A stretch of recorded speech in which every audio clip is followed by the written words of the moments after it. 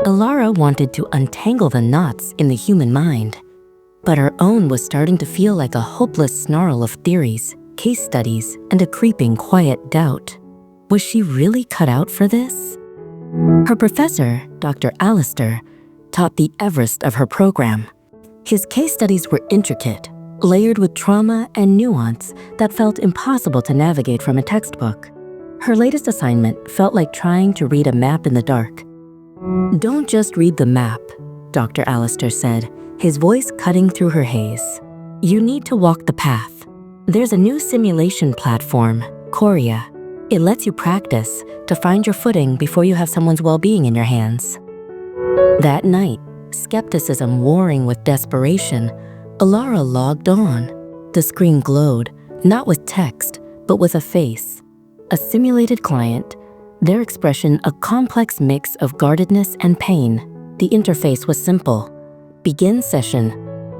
Her first attempts were clumsy. She stumbled over therapeutic jargon, missed cues, and said exactly the wrong thing. But here, there were no real-world consequences. The simulation simply paused, offered feedback, and let her try again. It was a whetstone for her skills. Hours melted into nights. Alara practiced active listening, navigated transference, and learned to sit comfortably in silence. With each simulated session, the tangled theories from her books began to weave themselves into a coherent, practical tapestry. She returned to Dr. Allister's impossible case study. She programmed the client's profile into Coria, the complex history, the defense mechanisms, the deep-seated pain. This time, she wasn't just reading a map, she was exploring the territory. In the simulation, she listened, she validated, she gently challenged a cognitive distortion, and then a breakthrough.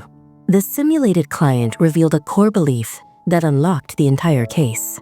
A light went on in Alara's mind. In class, her voice didn't shake. She presented her analysis not as a collection of theories, but as a human story, with an empathy that couldn't be learned from a book. Dr. Allister listened, a slow, proud smile spreading across his face. The path was still long, the knots still complex. But now, Alara had more than just books. She had practice, she had insight, and for the first time, she had the unshakable belief that she was truly ready to help untangle them.